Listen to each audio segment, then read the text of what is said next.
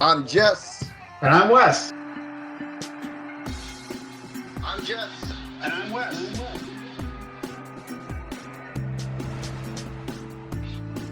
I'm Jess. And I'm Wes. We are the National Wrestling Clipping Alliance.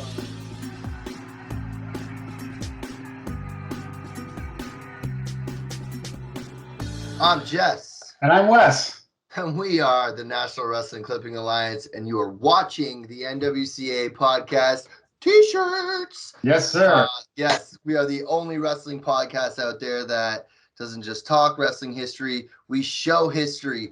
Wes, buddy, we're on a roll, and we're in one of my favorite times, bud, today, the 90s. I know, it's awesome. It's awesome in Austin. I've been to Austin, Texas. Pretty cool. Texas is the weirdest state I've ever been to in my life. Yeah, so Texas is a state. Yeah. You said you said Austin's the weirdest state. Oh, sorry. Austin's a great city. It's a cool city, but Texas is the really crazy state because it's so big, it's so flat, it's so cowboyish, and people toting guns. It's weird. But there was probably people banging or having concealed handguns at this show in 1991, March 10th, 1991. I bet any money people were packing heat. Packing heat. Look at this guy. Packing heat. I know. Staying hit for my friend. Before we get into that show, though, Wes, we got some housekeeping things we got to talk about. We got to thank everybody for watching our last couple episodes on the World Cup of Wrestling. Vince McMahon. We did our Canada Day special with Andy the Tax Man. And I'm telling you, those last three were so fun to do. And now we're back in the 90s. But early, we did cover mid-90s stuff with the NWO. But now we're even earlier. Yeah. So there's not really much going on here.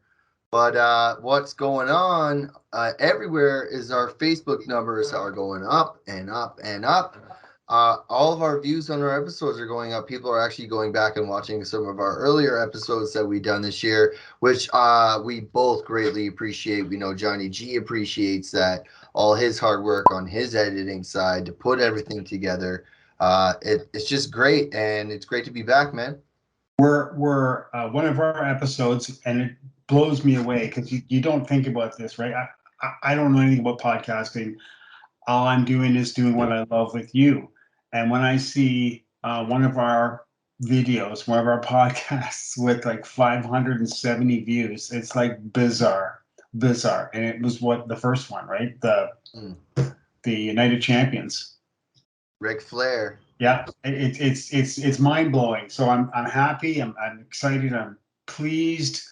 But yeah, we could use some more subscribers. We'd like to get like to 150 or something by the end of the year, just to keep the momentum rolling, to keep the interest. Again, we're doing everything we can and the hardest work we can here for research for three people who are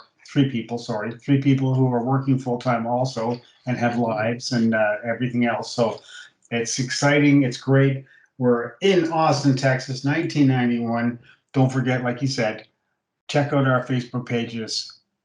National Wrestling Clippings Alliance Facebook page, our newest page, which still is like getting close to 800 members. Yeah. Ontario Wrestling Clippings of the Past, and the Wildman Tribute page, which has been running now for like close to 7 years, and it's just got 1,100 members. It's got a mind of its own, and it's awesome. Yeah, it's really great to see, and getting the comments of people appreciating what we do. And I'm going to repeat this again. Sorry to cut you off, Jesse. No, it's okay. 2 straight weeks of Stan Stasiak clippings. If you don't know what Wes is talking about, go back a couple episodes, because I'm not even going to touch on that. And you'll know what he's talking about. Yes. And if you really want to know what he's talking about, just check out our Facebook groups and get on board with his little train here. Yes. Buddy, wait till I tell you who goes in next year. I'm going to tell you every time who goes in the Hall of Fame, so you can get so mad about it. Okay. Speaking of Hall of Fame, I'm sorry? Too Cold Scorpio? Oh my God, no. He's not. No. Coco Beware? I think he's already in. Any other people that are smaller than Coco Beware? Can I name someone smaller than Coco Beware? How about Little Tokyo? Yeah. There you go. I fed you that one. To find us on YouTube, search us up, NWCA Podcast. Hit that subscribe button. Tell your friends. Enjoy the history episodes. Send in your requests. Write comment on the videos. Try to get, if you want to get a hold of us again, on Twitter at official NWCA1. Wes mentioned the Facebook groups. We are back with a huge show today, but we have more coming. Starting next week, we are finally doing the Nature Boys of Ontario. It's going to be a potential 3-part episode. Part 1 being Buddy Rogers, part 2 being Ric Flair, and then part 3 probably just comparing the careers and stats and everything like that.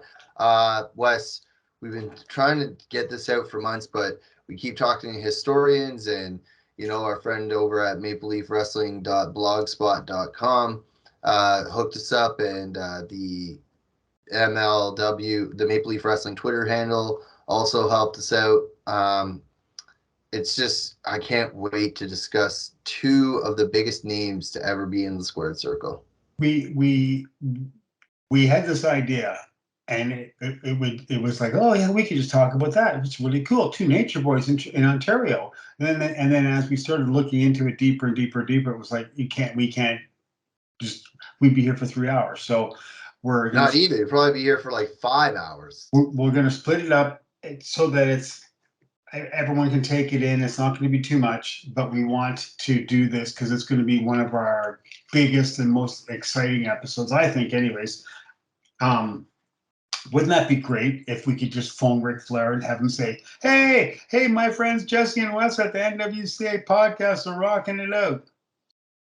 Yeah, probably cost us a pretty penny. Yeah, well. And money in the miles, baby. Money in the miles. I'll pick that tab up. Well, yeah.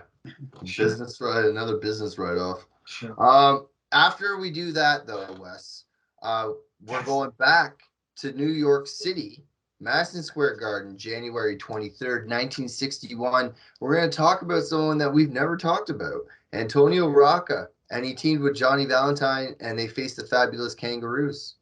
And I know this card is famous card.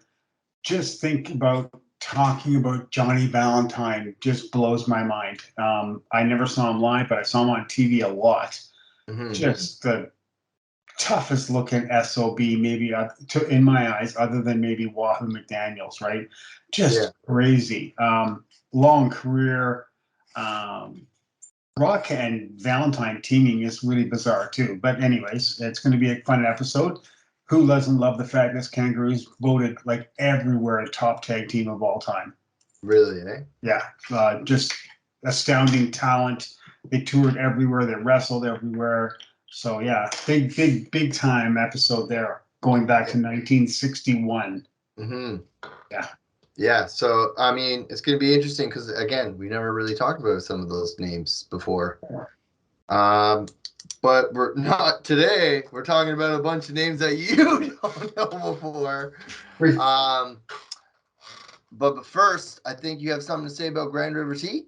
Yeah, Grand River Tea, supplier of fantastic teas for us and for all over the world. They've been our sponsor right from the start, with us hand in hand. They're giving a 15% discount at checkout for all their products. New lines coming in the fall, and they're looking at new Yopon lines, which is sustainable, and nothing touches Yopon. It's grown in Texas, where we are today, not far actually from Austin, because that's why I was in Texas, going to a Yopon farm. Yeah, it was really cool. And Yopon is so interesting because it's a wild bush that grows like anywhere alongside the road and stuff. It's like a holly bush. It has little holly berries on it. It's really cool. It's sustainable. It's natural. It's nutritious. It's great. It's fantastic substitute for a caffeine drink as opposed to black tea or coffee. And nothing touches it except rain and sunshine, baby. So that's 15% at checkout, Grand River Tea.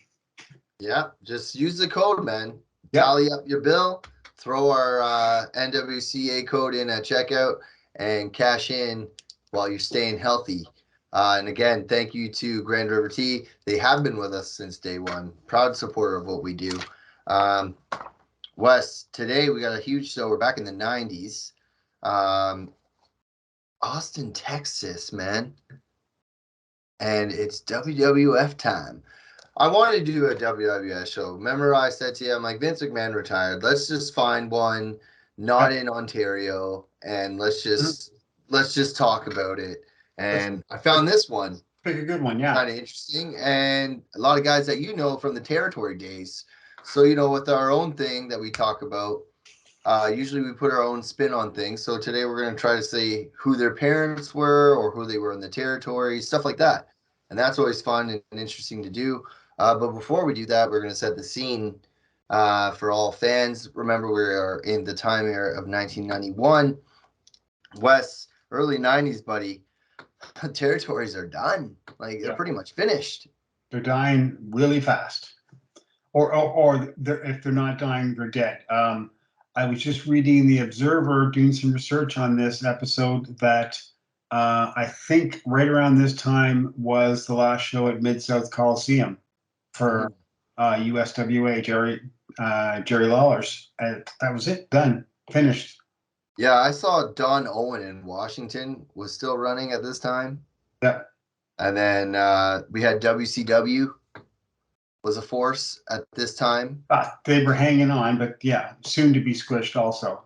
Yeah, well, like squished 9 years later, 8 years from now. But but WCW and New Japan. But again, we can't really count New Japan because if you weren't a diehard fan, then I don't think you knew what New Japan was, considering this time. A lot of kids that are born in 1980 come this time are now 12 years old. They only know WWF. Correct. Right? Just like myself. I'm not even 3 years old by the time this card happens. Yeah. Right? So all I know is Hulk Hogan and Ultimate Warrior and Sergeant Slaughter. You would have had to have been my age and trading tapes with someone at this time to know anything about All Japan or New Japan. Yeah, for sure. Did you know anything about them at this time? Oh, yeah. I had seen Gong magazines by this time. Oh, for sure. I traded tapes, maybe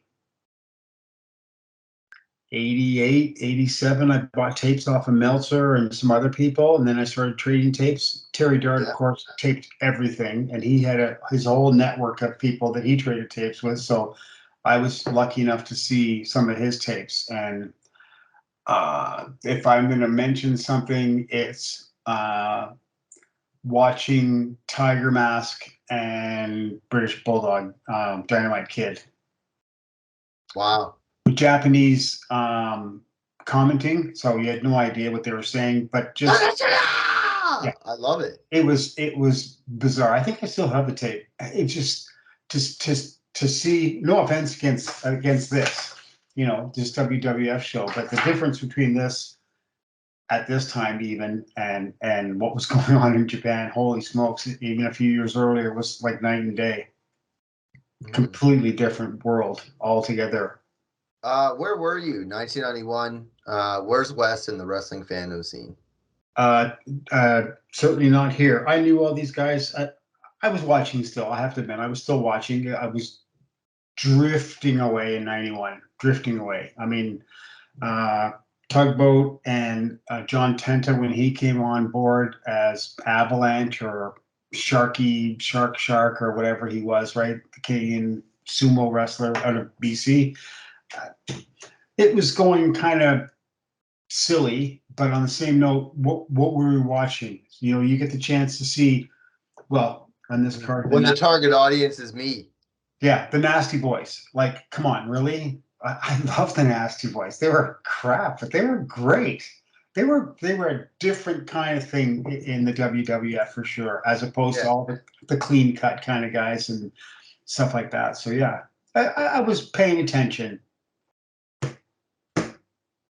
Well, for the fans who were paying attention, they would know that the WCW champion at this point in time in the pro wrestling historical timeline is Lex Luger. I was gonna say Luther. Oh my God, Lex Luger is Yes. the WCW champion. That kind of threw me off a little bit. I thought it would have been Ric Flair, but it indeed was Lex Luger. Were you a Luger fan or no?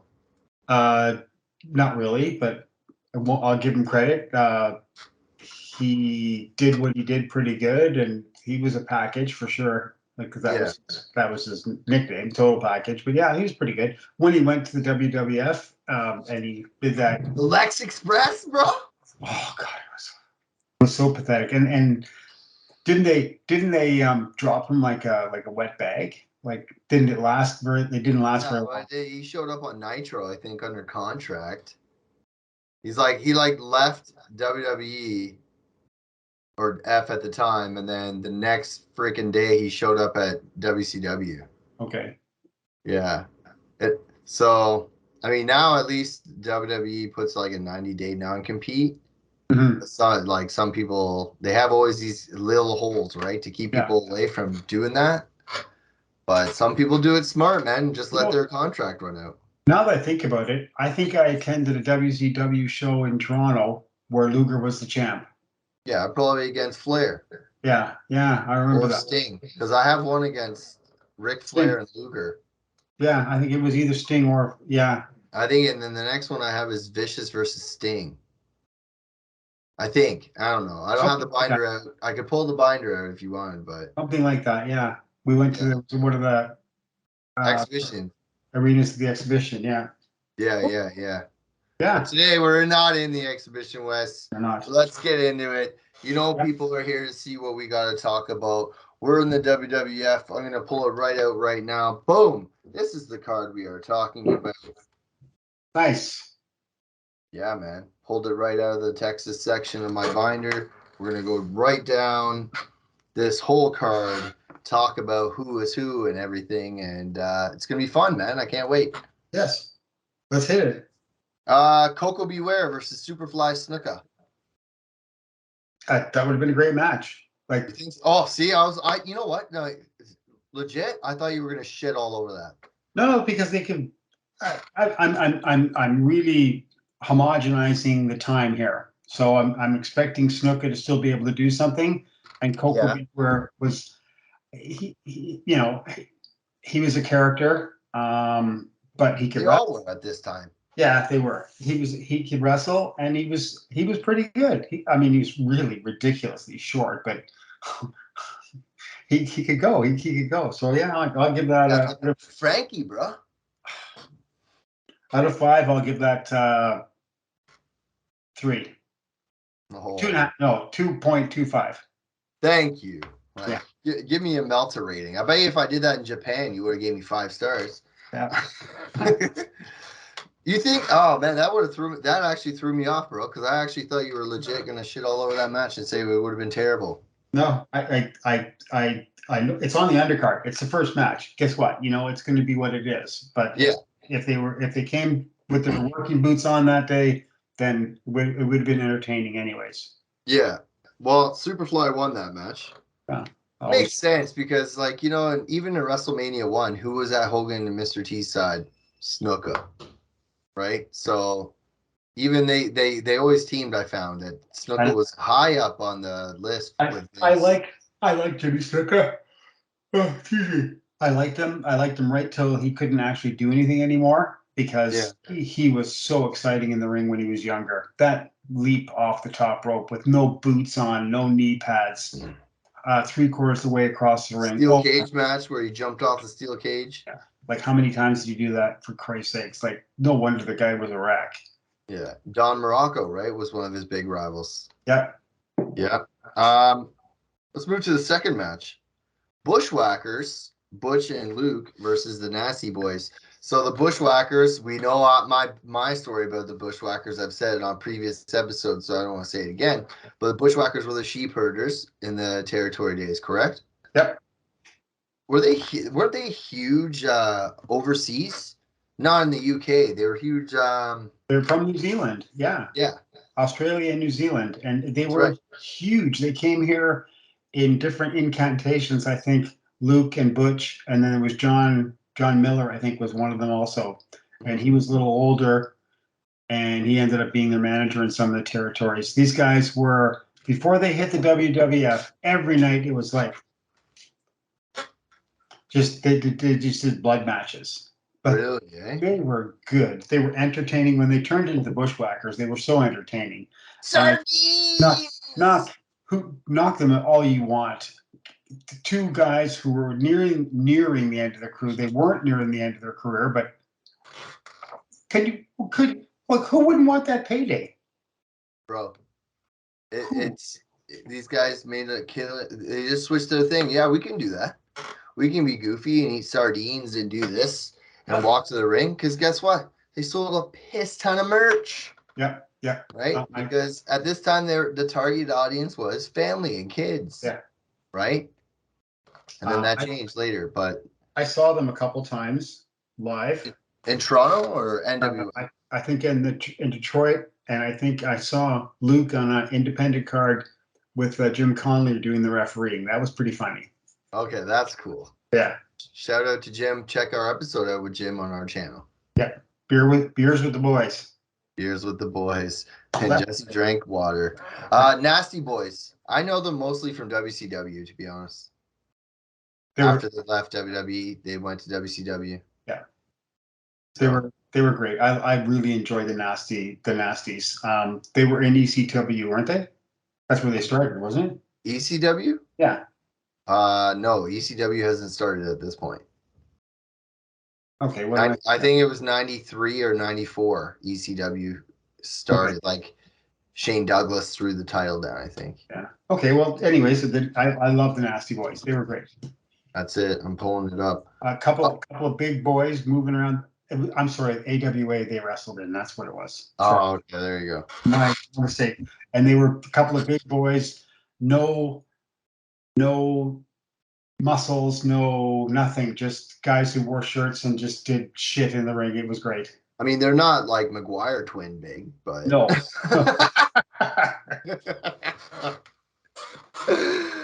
Okay, moving along. Greg the Hammer Valentine versus Dino Bravo. And bro, straight up, that would have been a sick match. And it's really weird to see this happening at this time frame because they fought each other for the Canadian Heavyweight Championship belt in Toronto. Yeah. Dino Bravo was the first Canadian Heavyweight Champion. Yeah. And Valentine beat him for the title and then lost it back. So, I like Dino Bravo, great Canadian guy. I liked him. I don't like the blonde hair though. I don't care. I like him. I just liked him. Yeah. I always did. Valentine on the different story. I super loved Greg Valentine. Right from when he was like 16 or 17 when he started, when I saw him first on TV, right to recent stuff I've seen online. Just what a talent, what a guy. I'm happy that he's still kicking and he's still able to tell stories, and he tells some awesome stories. Wow. Yeah, no, I'm sure that you prefer Greg the Hammer Valentine though when he had his wars with like Ric Flair and stuff though. Oh, just always liked him, no matter what. Really, eh? Yeah. Even in the goofy cartoon, yeah. Because he didn't change that much. Did you like him when he was the Rhythm and Blues with Honky Tonk Man? He he didn't change that much. He still did his stuff. Yeah, I heard a wrestler say, and I want to say it's just because you said that.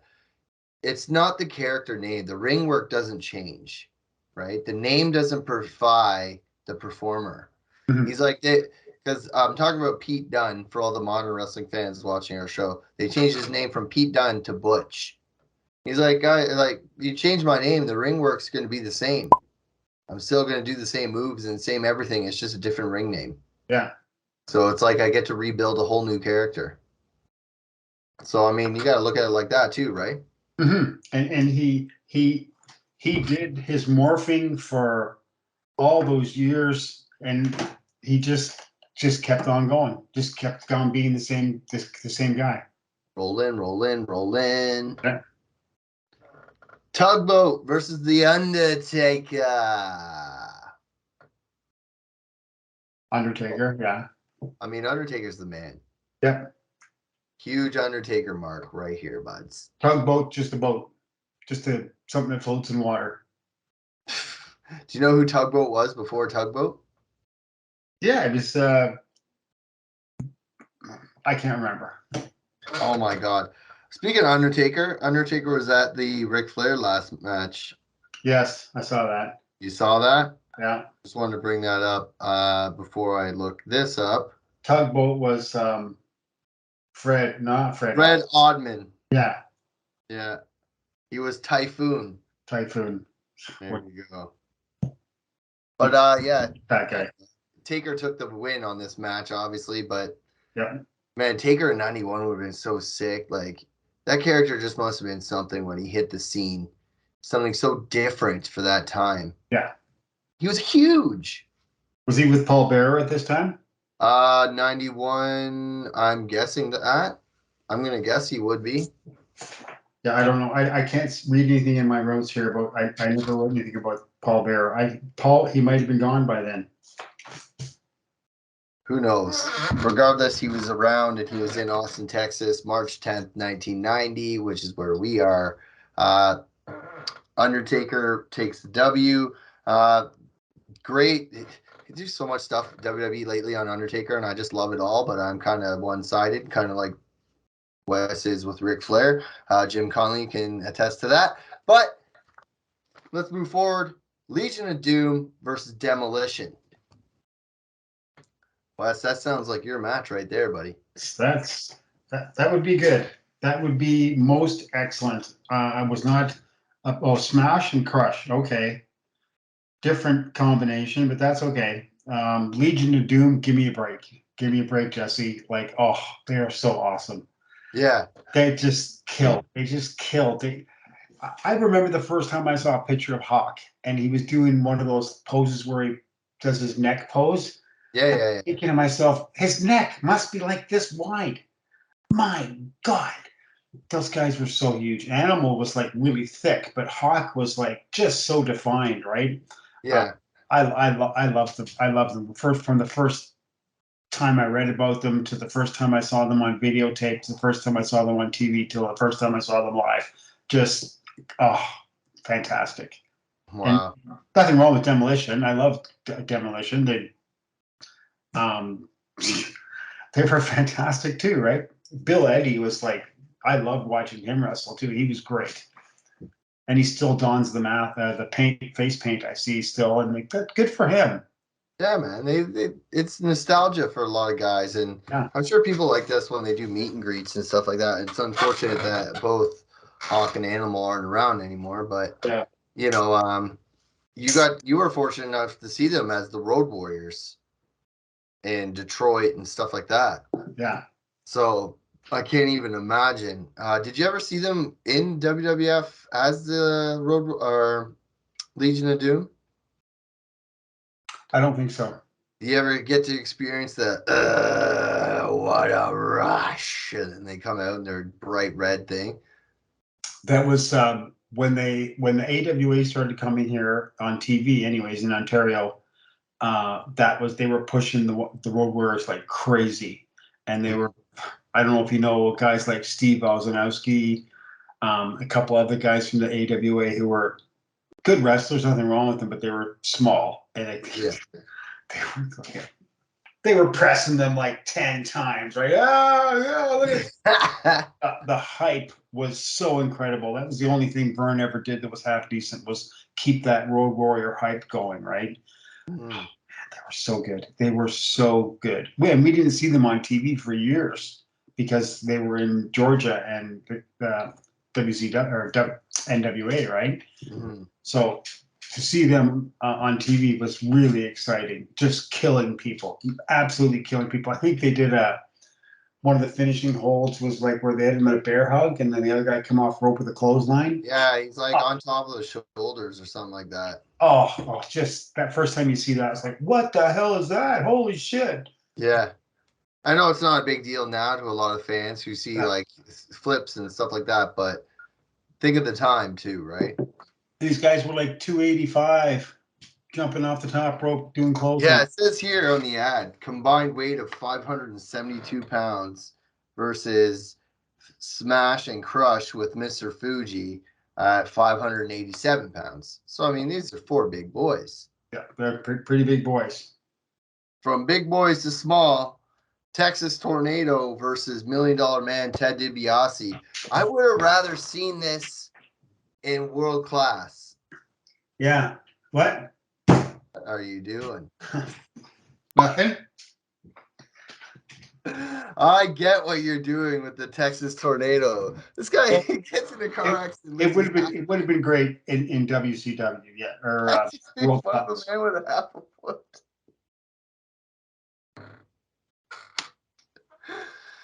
Like this guy, you think you're gonna be sly getting that through to me?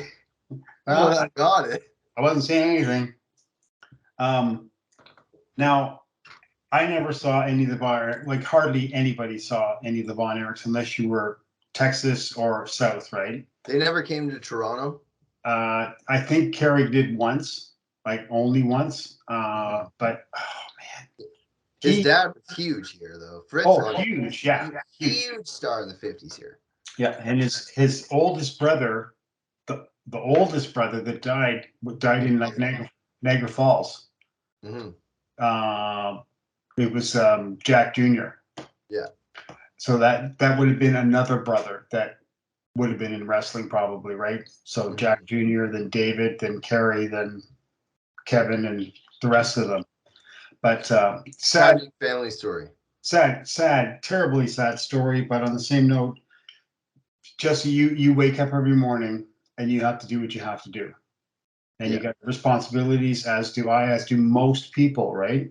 And I have a sister who's got 2 sisters who have problems with substances, right? And it sucks. It sucks. But if you don't take responsibility for your life, even partially, you'll get caught up in this so bad. And oh my God, these guys, I don't even know. I don't even know what the truth is, because it's hard to even imagine what the truth might or may not be. Did Dad push them so much because he wanted them to be famous that he drove them berserk? It's sad. It's tragic. Tragic, sad to the 1000th. It's kind of funny though. The Texas Tornado, the gimmick name, right? Yeah. Being from the Texas, and after World Class went, he was the only one that went. Yeah. So Kevin didn't go. Nope. So, $1 Million Man, you can't really say a bunch about him. Yeah, you could. He's one of the best. Love the gimmick. Yeah. I'm learning more as I read about and do these kind of episodes with you about Ted DiBiase and the territories from the AWA. The UWF, or the Mid-South, yeah, he was huge there. So Gordy and the Freebirds and Dr. Death, Steve Williams, so many really outstanding athletes were wrestling there with DiBiase, and he started hitting his stride. Then he started going to Japan all the time. So he was in demand, right? The $1 Million. I think those are my 2 favorite gimmicks for the WWF: the $1 Million and Mr. Perfect. Yeah, eh? Out of all the gimmicks, because those 2 guys portrayed them so well. They did it so well. DiBiase was just such a dick on TV, right? But he could back it up. He could wrestle. You could get him in the ring, and he was doing stuff instead of just punching and kicking kind of thing, right? Yeah. And Kurt Hennig was, as Mr. Perfect, he was just phenomenal, because it's been said that he could do all that stuff. Yeah. So that was really, really cool to have a gimmick that is exactly what you are. And to live the gimmick back then too, right? Yeah. So, I don't know. So far, I don't know. I'll pick at the end which one your favorite match of the card. The next one I would care less for: Hacksaw Jim Duggan versus General Adnan.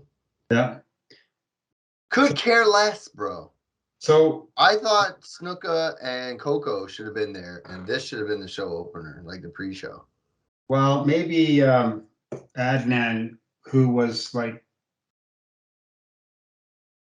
Sheik Al Casey in the AWA, who was Billy White Wolf in the WWF. He was like all sorts of things. He was like tons of gimmicks, right? Yeah. He was on the last legs of his lengthy career.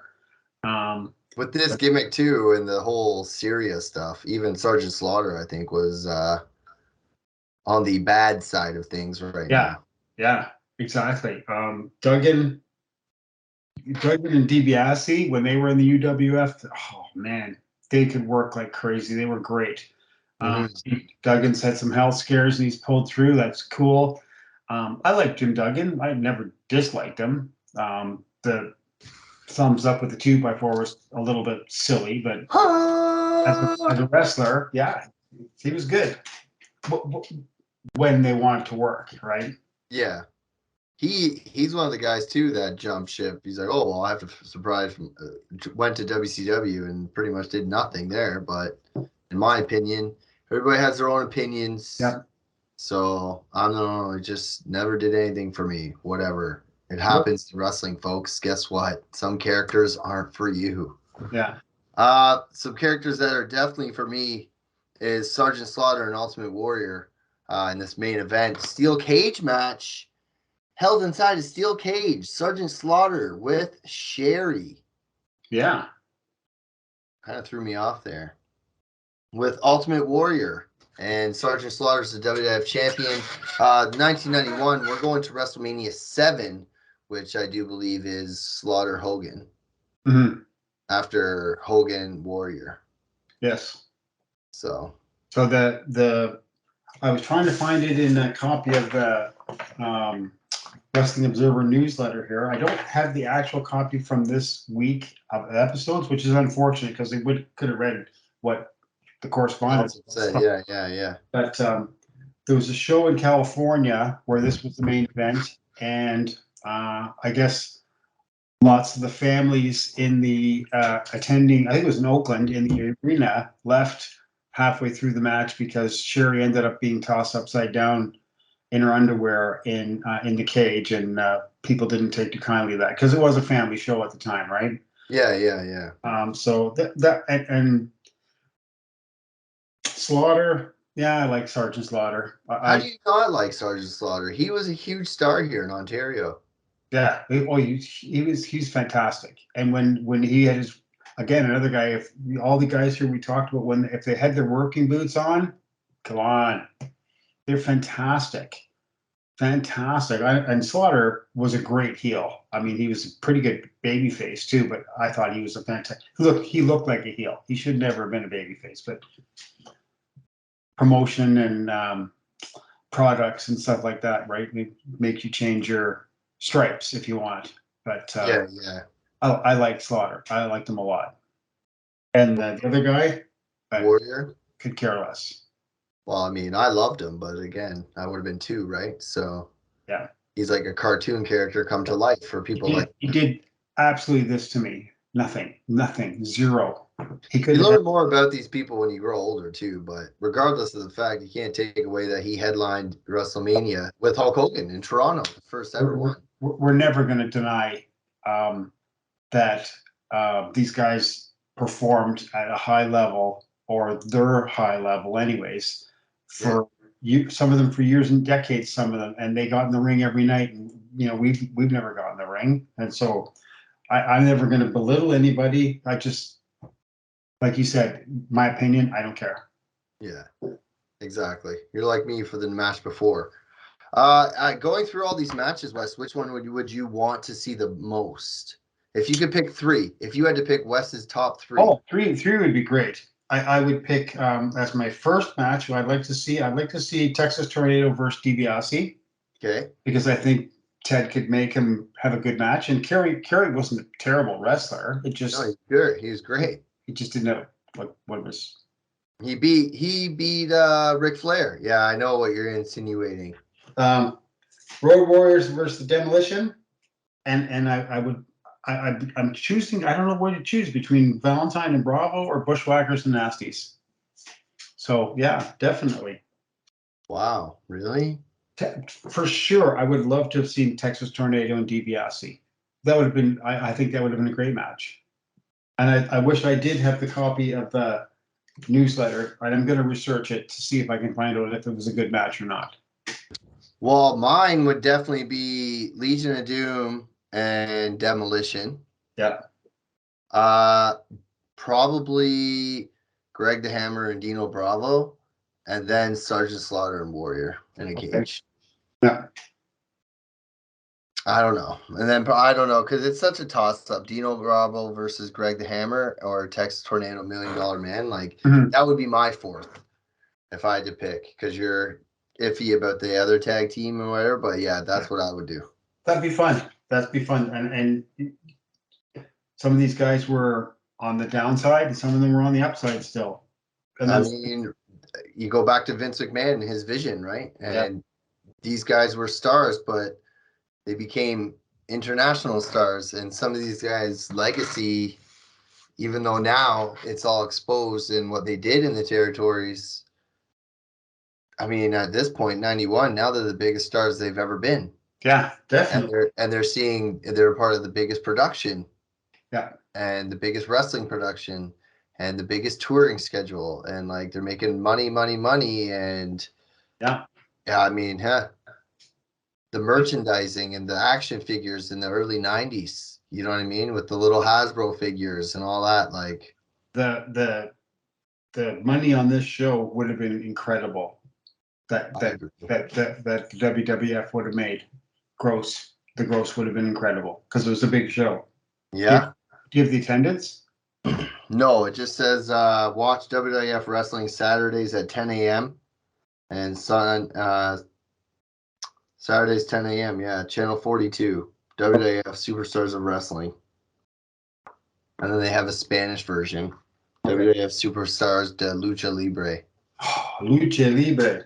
Yeah. Wow, that's pretty good French, Jesse. Hey, you like that, eh? You can do Sunday, March 10th, 1991. You're fucking guy. March 10th, 1991, Frank Irwin Center, Austin, Texas. I'll show the card again. Yeah. Wes, Canadians on the card, guys who work for the Wild Man. Canadian, definitely Dino Bravo. Definitely. And let's go on down here. That's it. Yeah, I think so. Yeah. Guys who work for Dave.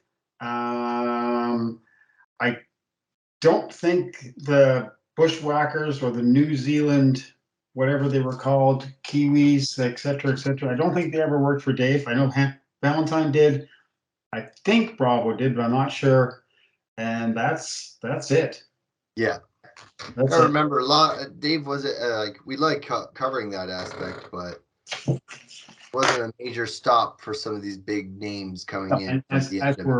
As we're moving forward, also we're completely leaving Dave's time frame because he passed in '88. So these guys would have had to have been on the lower side of the totem pole 5, 6, 7, 10 years before that. So they would have had to have had a long career, right? Exactly. And been groomed in this general area. That general area. Exactly. And the general area we're going is to the finish of this episode. We want to thank everybody for joining us today. If you like what we do and support what we do, look us up on YouTube, search bar NWCA Podcast. You'll find us there. Our whole channel's there with all of our episodes and history clips and everything that we do.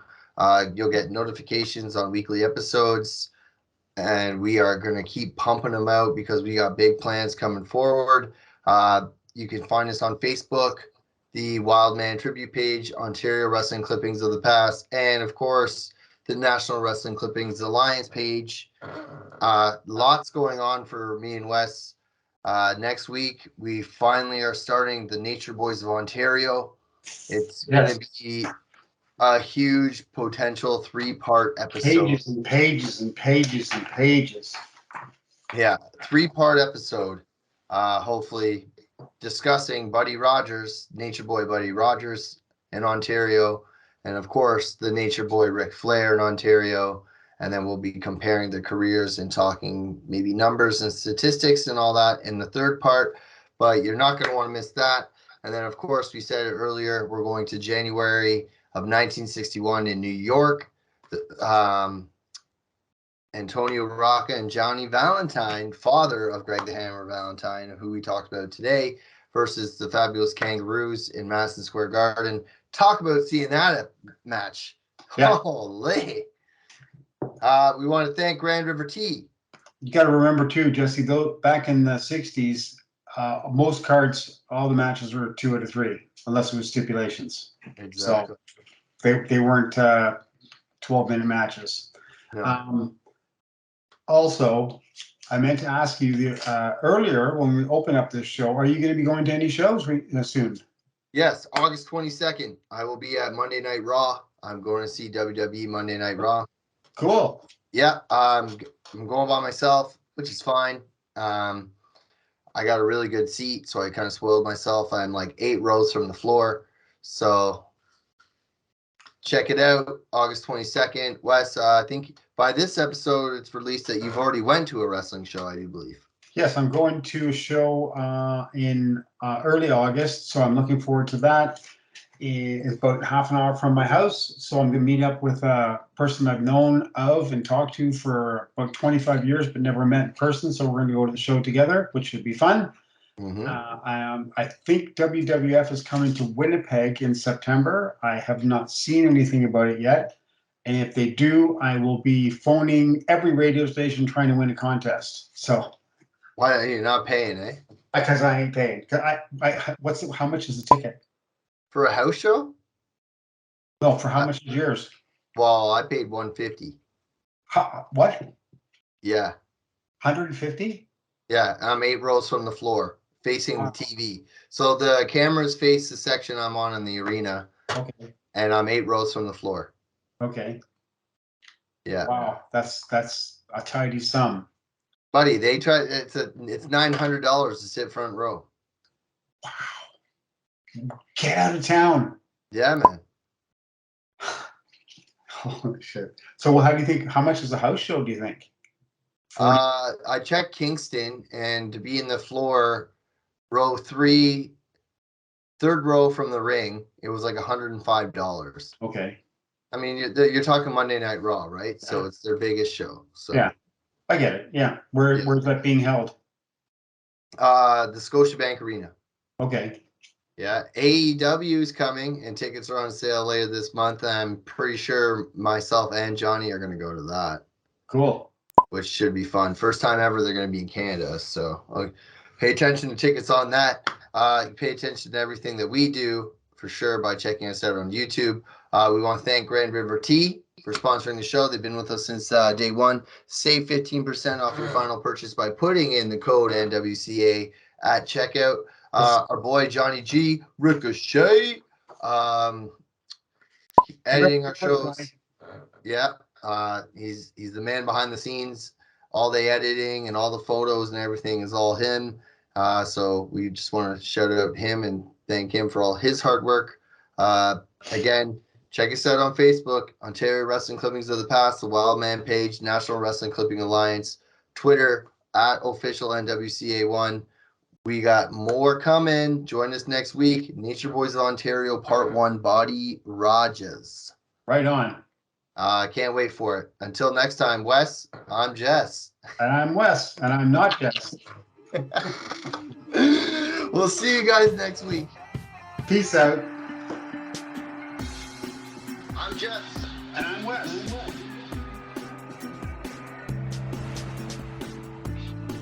I'm Jess. And I'm Wes. We are the National Wrestling Clipping Alliance.